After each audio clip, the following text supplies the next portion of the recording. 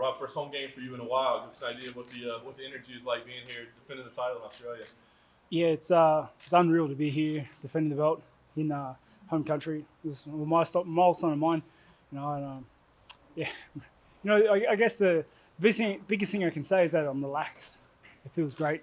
It's I was at my house until yesterday, with my kids and stuff, and yeah, I feel really, really good. I imagine it comes along with more responsibility too, though, right? I mean, I know you're used to main events and all the stuff that comes with that, but being here, I imagine there's even more. So is that a distraction at all as you're trying to dial it in these last couple of days? There's a lot of pressure, obviously, fighting in the home country, and a lot of people are coming to it. There's a lot of expectations, I guess, but I try not to let it affect me too much. It's just got to block it out, understand why I'm doing this, what really matters, and going in there and doing my best. On the flip side, the whole stadium pretty much will be behind you on Sunday. That must be a massive positive for yourself. Yeah, it's my most memorable fight was in Rod Laver, so I'm expecting Sunday to go off. It's hard, like the energy from that stadium and the crowd when I walked out last time was like you could feel it. It's it was unreal.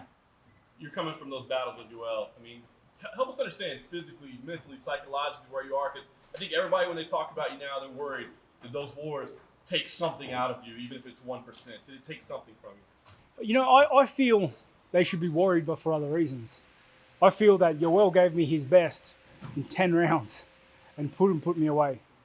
And I went 10 rounds with a monster. No one else has. And then I think some people are saying, okay, now you got Kelvin Gastelum. Thank God it's not Yoel. But is that a dangerous mindset to think that this is some kind of a step down or an easier clash? No, it's definitely not a step down. I respect his abilities. He's a dangerous fighter. He's going to come in there hungry with nothing to lose. It's one of the most dangerous combinations. So yeah, I'm giving him the respect he deserves. It is refreshing to have a different opponent other than Yoel, but here we are. How do you feel about Kelvin personally? The way you guys both came up, man, you grinded your way to the top. You're both respectful, not big trash talkers or anything like that. Is there some kind of maybe respect for him or a like for him? Yeah, there's definitely respect for him. I have respect for him, as an athlete and as a person. He's very honourable in that sense. But apart from that, I try not to think about it too much. Like I don't think about him. Well, I mean, what about I think recently he said he's predicting a first round knockout for himself. What do you make of those comments? Oh, he might. But, a lot of other people have said that. Yeah. There's a club. Yeah. I mean, you're on a 9-match winning streak, going back 5 years, and as has been previously said, you've taken on some of the biggest names in the division. Does that give you that confidence that you can pretty much take anyone, anytime in a situation? Not really. My confidence in that comes from my training and how I perform and who I am. I know I'm a good fighter. It's what I do. It's what I live. Yeah. So, like every fight is dangerous. Every fight is by itself. There's just because I beat so and so doesn't mean I'm any better or any worse than anybody else. It was my night, and that's it. I mean, it takes back like 5 years. I mean, to the start of this amazing winning streak, is there a certain moment or factor that sort of when you could pinpoint where it all came together for you to make you the fighter that you are now? Oh, I definitely contribute a lot of it to the team I'm surrounded with now. And the guys that surround me. My team is the best in the world. My coaching staff is the best in the world. And I've mentioned that a bunch of times. I contribute a lot of my wins and consistency and hard work to them.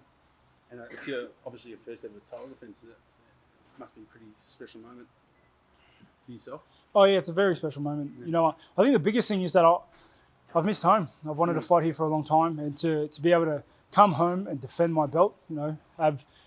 I guess in my career, one of the biggest fights to date. It's like, it's pretty unreal. I mean, I don't know, did you speak to other, champions about the way they prepared for their title defense, or just go the way you do? Yeah. I live under the radar. Yeah. My area barely has internet. So. If you were to tell the Rob Whittaker who was fighting in the CFC that you'd eventually be defending the title of Rod Laver and would have sold it out quicker than anyone else before, what do you think that person would have said? Bullshit. Would have hoped, but never truly invested in it. So you never really thought this was something to strive for when you were fighting when you first started your career? Mate, when I was younger, like a young adult, my biggest ambition was to try and live by myself and be able to pay the rent. I come from a housing commission background, so like that for me was a milestone. To have my own car. When I got my first car, like that was it. I was that I'd made it, you know what I mean? And then the next one was like, okay, let's just try and get a place of my own so I can, you know, be independent, I guess. And yeah, you know, I've come so far from that point. Yeah, I would never believe myself. Now you've got local boxing legend Jeff Fenech saying that you're the #1 fighter in the country. How do you did you see his comments, or what did you think about that? Do you feel like you're the best fighter that Australia's ever seen? That's what he believes. I would never call myself that.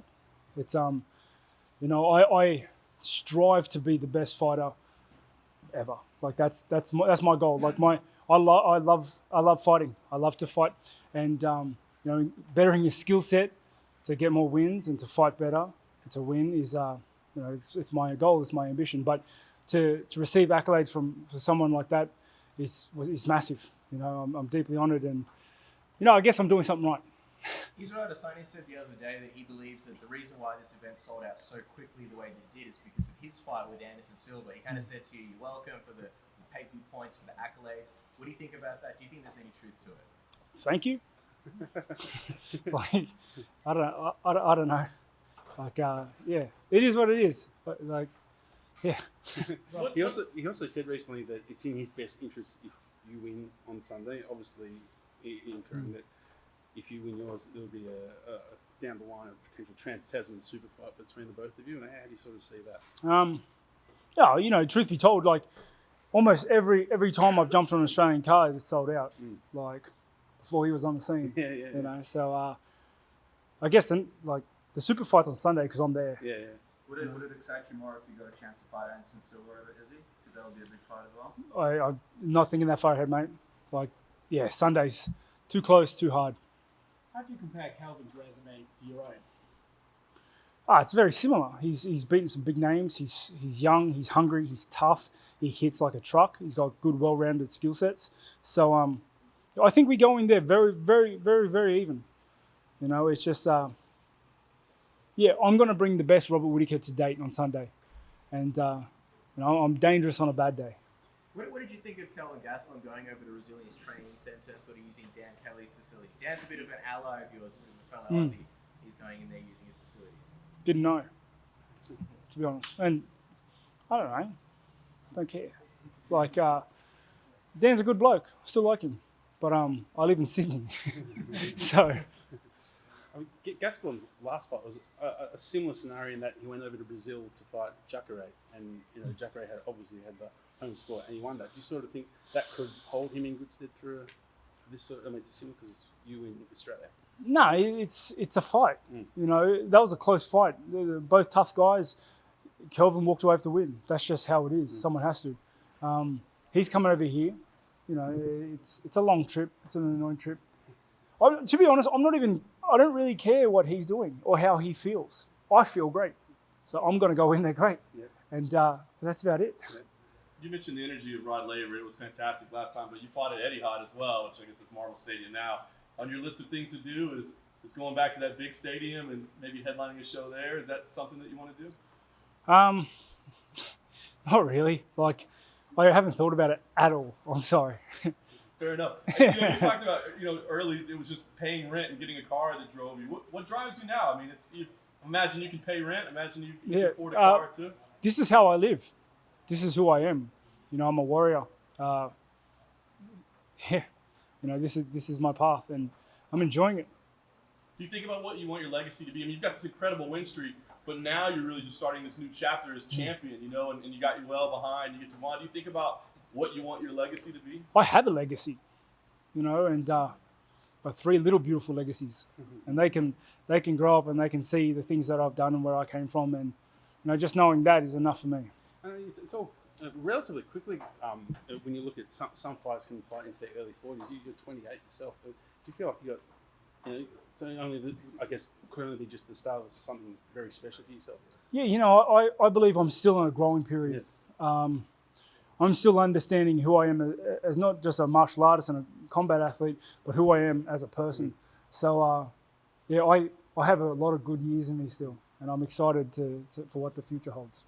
Talking about fighting in Melbourne, do you think fans don't appreciate how much the travel takes out of a fight? So you have to fight in America, do you think fans don't appreciate that's a real big adjustment period? That you need Oh, to definitely.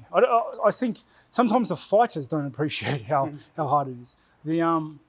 Traveling abroad is a nightmare. It doesn't affect everybody differently. You get the longer that it's like, I flew in yesterday and feel great. Yeah, cool. Not me. So with that being said, do you hope, when it's Saturday night, you can convince the UFC that it's set up, I don't need to fight anywhere else other than Australia? They know that. Have you had a chance to check out the new belt yet? You've been fighting for a new belt, right? I haven't even looked at it.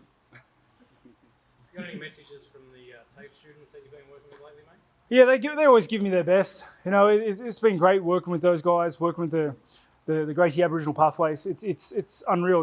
I get a whole new perspective on life as a whole whenever I deal with them. And obviously when I go in there, I understand I've got a big fight looming up, and they're like, good luck. They always wish me all the best. And a lot of love from them. Just quickly, who wins in a game of Fortnite between you and Kelvin Gastelum? Be honest here. We want a prediction with a bit of detail. I don't know how good he is. I know that I'm trash, but Very modest. Just be honest. We know you're very good. You've got some good range. Predicting it quick. I am trash. I play a lot with a friend of mine, a training partner, Bradley Fulmer, and he definitely holds up the team. Trust me. Thank you guys so much. Cool. Good luck. Peace. Appreciate it, guys. Cheers.